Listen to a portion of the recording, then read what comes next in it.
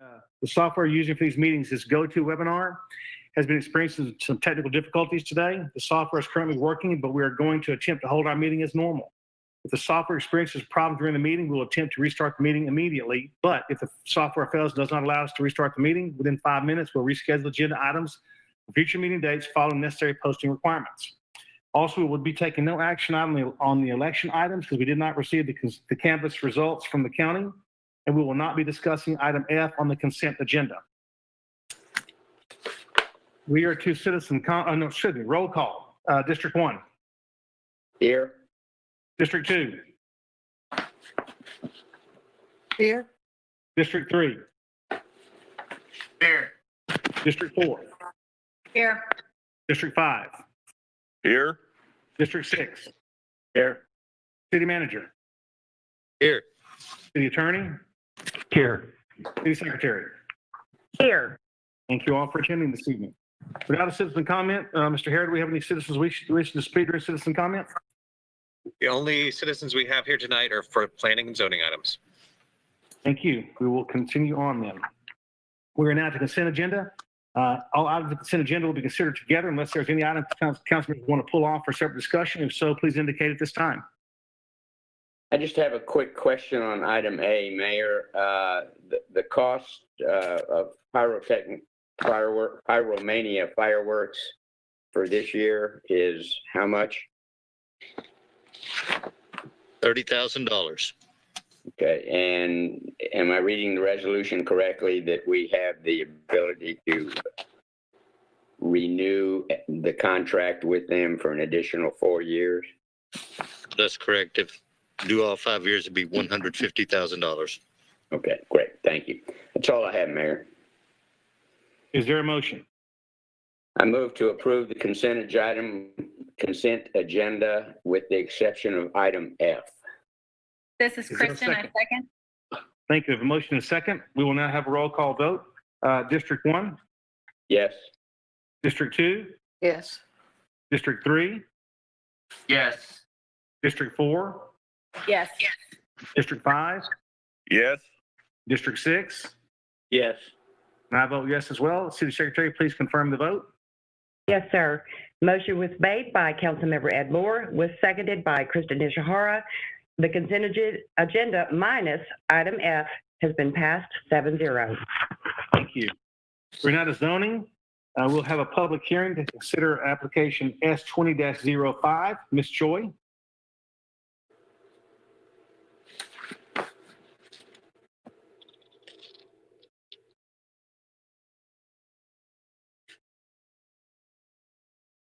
Mayor, they are on the call. Seem to be having a little bit of a problem. We're going to try here for a second.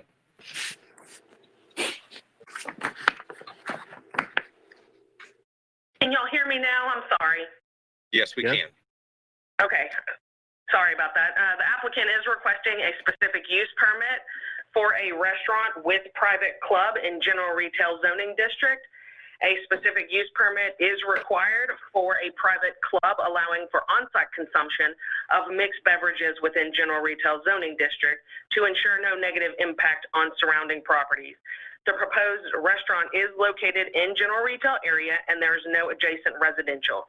A SUP was granted for a restaurant on Ruth Lynn that is north of this property. Staff finds that the proposed SUP is consistent with the future land use map and surrounding uses. Planning and Zoning Commission, along with staff, recommends approval of this request, and I would be happy to answer any questions at this time. This requires a public hearing, which is now open. Anyone care to speak on this item? The applicant is here. I've unmuted them. To ensure no negative impact on surrounding properties. The proposed restaurant is located Chris Tomboni, if you would mute your audio there, so we can just hear it. We're getting a little bit of feedback, but I'm going to unmute you again, Chris Tomboni. You're self-muted. Chris, are you there? Yes, I'm here. This requires a public hearing, which is now open. Anyone Chris, you'll need to turn down the audio on your speakers. We're getting the feedback from it. Is that better? That is better. Okay, Chris or Nan, do you all have anything you need to say before we vote on this item? Just here, we're getting a little bit of feedback, but I'm going to unmute you again. Chris Tomboni, Yes. Yes. you're still muted? Yes.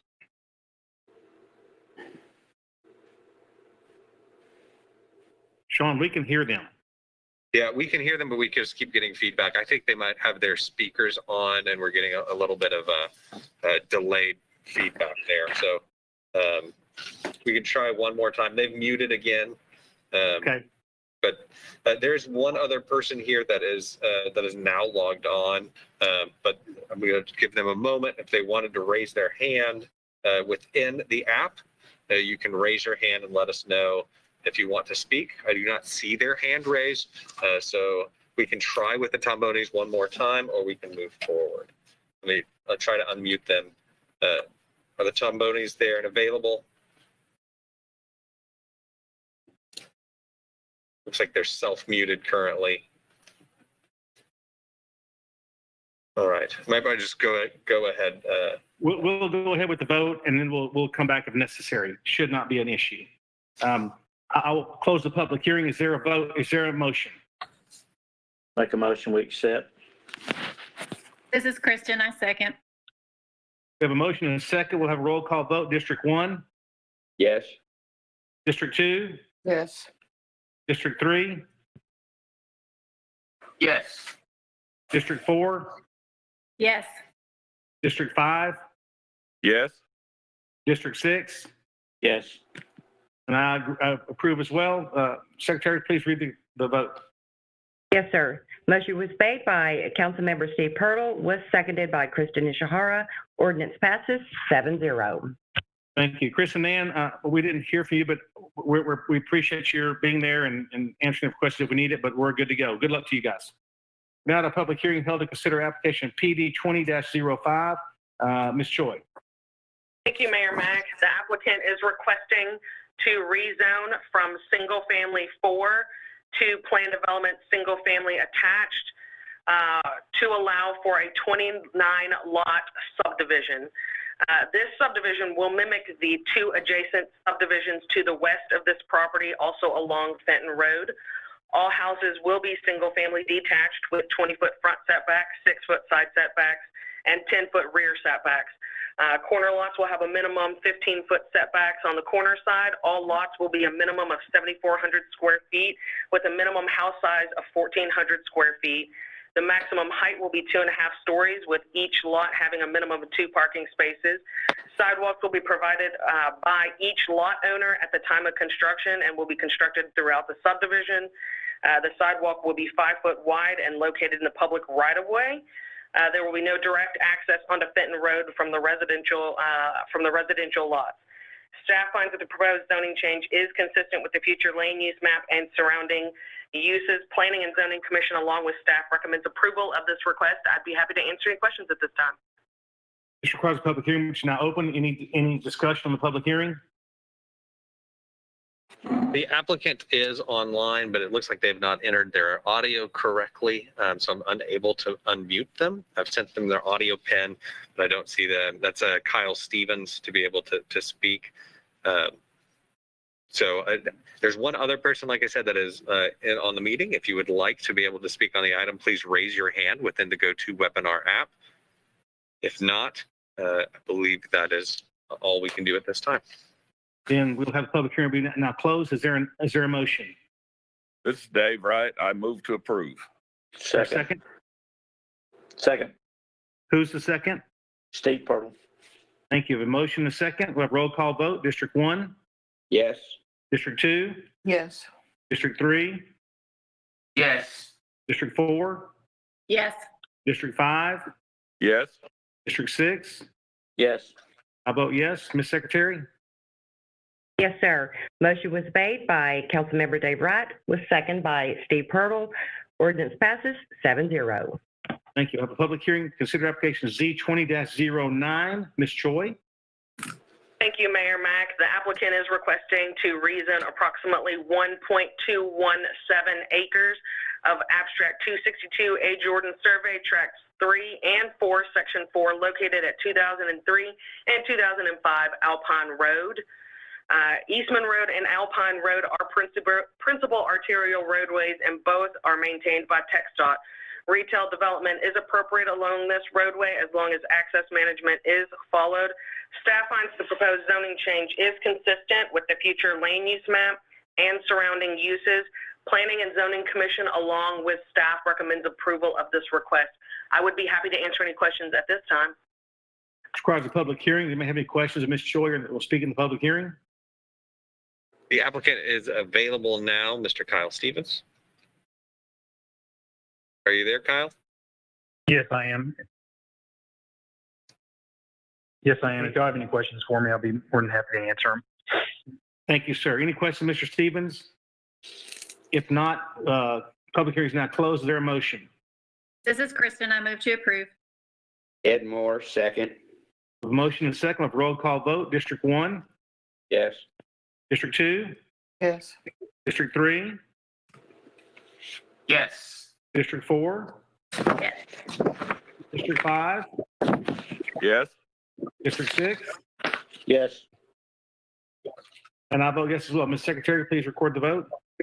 Yes. Motion was made by Councilmember Kristen Ishihara, was seconded by Ed Moore. Ordinance passes 7-0. Thank you. Public hearing, consider application Z20-10. Ms. Choi? Thank you, Mayor Mack. The applicant is requesting a rezone for lots 8 and 9, Block 2 of Boykins Addition, and approximately .918 acres of Abstract 188 F.W. Sanders Survey, Tract 72, located at 2001 and 2108 South Eastman Road. The property to the south of the request is zoned heavy commercial. Eastman Road is a principal arterial roadway and is maintained by TxDOT. Staff finds that the proposed zoning change is consistent with surrounding uses. Planning and Zoning Commission, along with staff, recommends approval of this request. I'd be happy to answer any questions at this time. Any questions? This requires a public hearing, which is now open. Any questions of Ms. Choi? Public hearing is now closed. Is there a motion? I move to approve. Steve Purtle, I second. Mr. Wade, motion to approve. Mr. Purtle, motion to second. Andy, We'll have a roll I'm call sorry to vote. interrupt. Andy, I'm sorry to interrupt. We did have two people during the public hearing that wanted to speak. Okay, we will go back to the public hearing. If it's now opened again, and we'll have the speakers, please. We're going to begin with Frank Cheney. Yes, this is Frank Cheney representing the two property owners. I'm just here to answer questions if you have any. Thank you, sir. And the next one? Chris Blackman. Okay, am I on?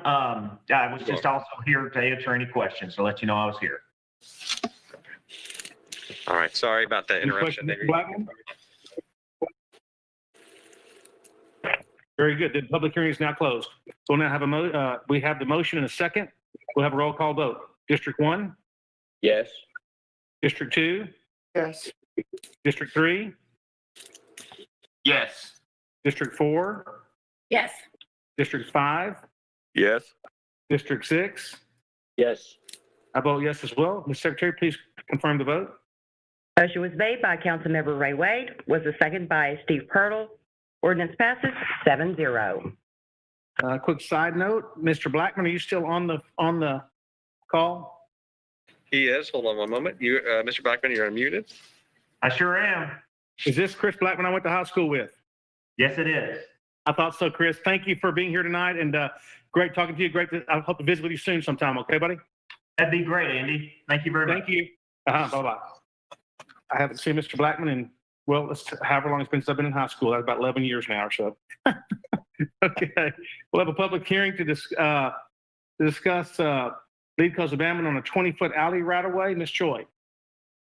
Thank you. LeadCo is requesting to abandon a 20-foot wide alley right-of-way consisting of approximately .124 acres located between 2nd Street and 3rd Street, north of Whaley and south of McGrill.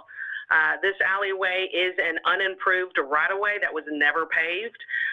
All public utility companies and city staff have reviewed and signed off on the proposed abandonment. Staff recommends approval of this request. I'd be happy to answer any questions at this time. This item requires public hearing. Anyone care to speak on this item or ask Ms. Choi any questions? I don't see anyone wishing to speak at this time. We'll have a roll. Is there a motion then? This is I make a Dave Wright. motion. Move to approve. This is Steve Perlot, second. We have a motion and a second. We'll have a roll call vote. District 1, Yes. District 2, Yes. District 3, Yes. District 4, Yes. District 5, Yes. District 6. Yes. I vote yes as well. Mr. Secretary, please confirm the vote. Yes, motion was made by Councilmember Dave Wright, was seconded by Steve Pirtle. Ordinance passes 7-0. Perfect. We are now to action item, considered an action item, a resolution on suspending SWEPCO's proposed effective date. Mr. Finley. In October of this year, SWEPCO filed an application to increase their base rates by approximately $150 million. By PUC rule, transmission and distribution riders must be included in a general rate case. Doing so results in a net increase requested of $90.2 million. For residential customers using 1,000 kilowatts per month, monthly impact would be $22 a month increase during on-peak periods and $16 a month during off-peak periods, which equates to approximately a 28% increase. These rates are proposed to be effective November 17th. The CARD coalition that the city is a member of recommends suspension of the rate for 90 days so the city can review the filing and exercise its due diligence in regards to the establishments of the rates. But I'd be happy to answer any questions. Any question, Mr. Finley, on this action item? Mr. Mayor, I have a question. This is Dave Wright. Yes, sir. Mr. Finley, what's the chances of this being denied, of the rate increase being denied, or at least brought to something that seems like a reasonable amount? Usually in the past, we've been involved and we've been able to adjust these rates, or, it just depends on the project. So, I mean, this is the beginning process so we can review the documents and then see how we can get that adjusted. It kind of looks to me like they start with a ridiculous amount and hope that they'll still end up with a ridiculous amount. Maybe not as high as the starting point, but something ridiculous at the end.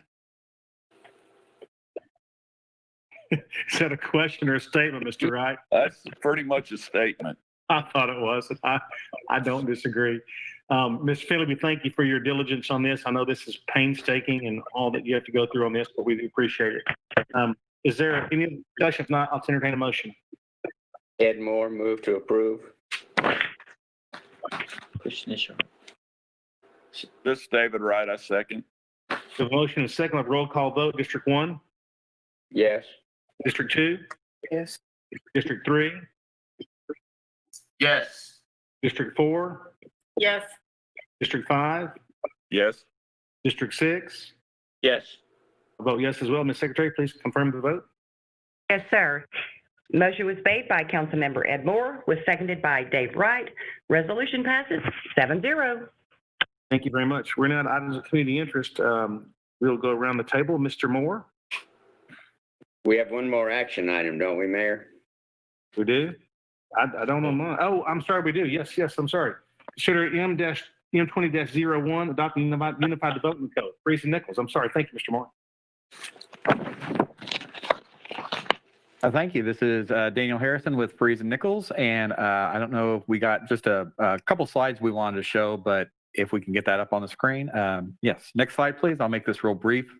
Next slide, please. Thank you. We went through a 4-phase process, and next slide.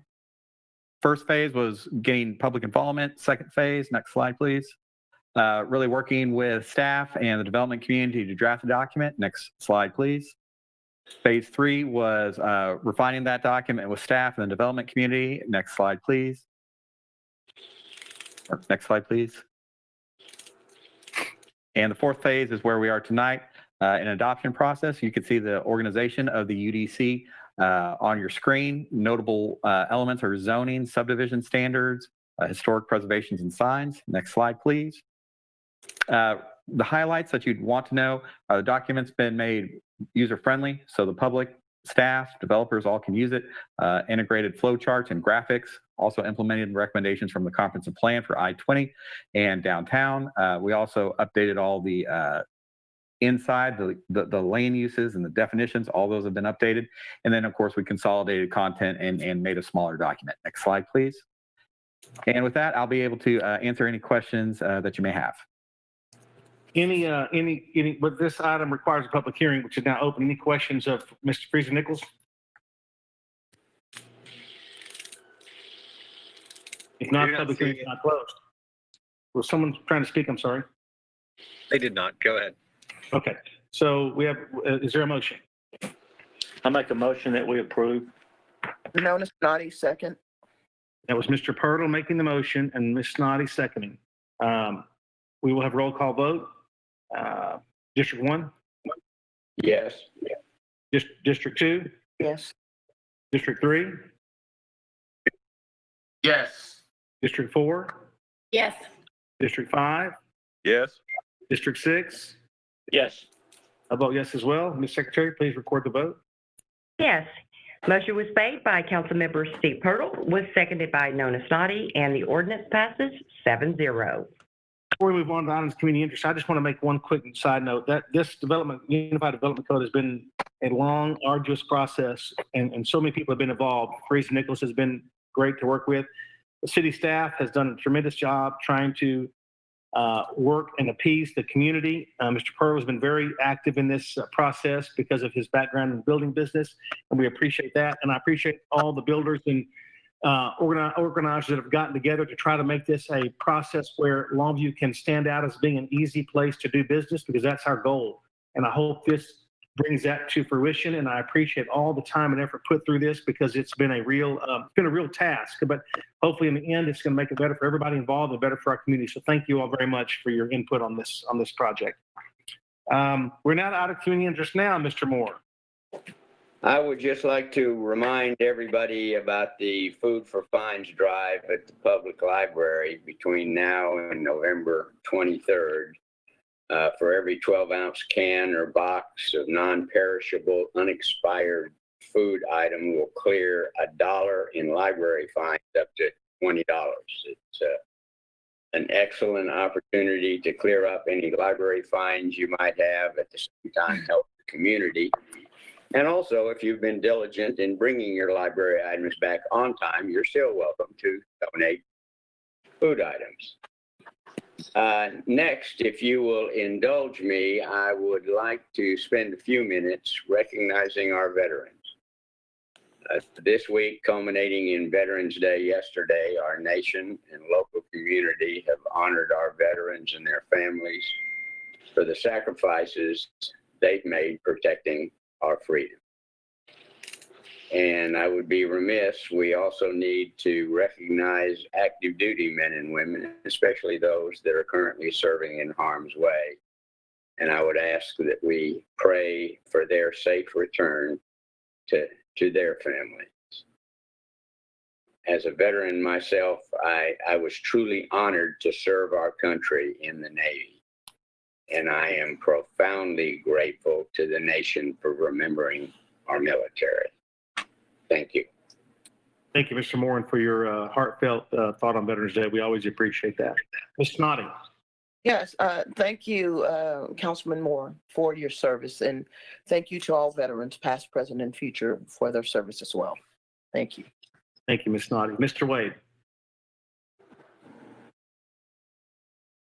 I'd also like to recognize the veterans that serve, including our own Councilman, Mr. Moore, and all those that are presently serving abroad. Our prayers and thoughts are with you. Thank you. Thank you, sir. Mr. Shahara. Nothing from me. Mr. Wright. Nothing tonight, Mr. Mayor. Mr. Purtle. I want to wish everybody a happy holiday coming up. I think this is our only council meeting this month, so I don't think we'll have an opportunity to do that before. So I wish everybody a safe and happy holiday coming up. Thank you, Mr. Purtle. Mr. Bonds. I don't have anything. Okay, I have just a few things. First off, this is just a really quick COVID update. You know, the virus still is among us. I think I saw today that Texas is the first state that has over 1 million positive cases now. So our numbers continue to go up, but we continue to do things that are keeping us safe. And I think our numbers they're rising slightly, but not at an exponential rate. Our hospitalizations are not overburdening our hospitals at this point in time, and our deaths are level. So any death is a tragedy, but we hope to continue to see less of that and more recoveries. And as this virus continues to move through us, and hopefully we'll have a vaccine or a treatment out here soon. But until then, continue to do what we know works. That's social distance, wash your hands, wear a mask, take care of your neighbor. On another note, I'm sure some of y'all saw this week that Miss Carmela Davis was in a serious accident this week, and want to wish her fast, speedy recovery. Carmela is instrumental in the light show that we have out north of town that just brings so many people to our community and brings so much joy to our community. And we just wish her a fast, safe recovery, and hopefully she will be back in action before you know it. I was able to provide my 6th State of the City address yesterday for the Chamber of Commerce. We videotaped it and put it out on a teleconference yesterday, and it's now available to watch on social media and on CityView if you're interested. It gives a little information on what's going on in the city and hopefully brings you up to date from where we are. But other than that, I appreciate y'all's attendance. As Mr. Pearl said, I hope everyone has a wonderful Thanksgiving. Be safe, be joyful, and be thankful for all that we have, and bless your neighbors by taking care of them as well. So until next time, God bless you all. We are adjourned.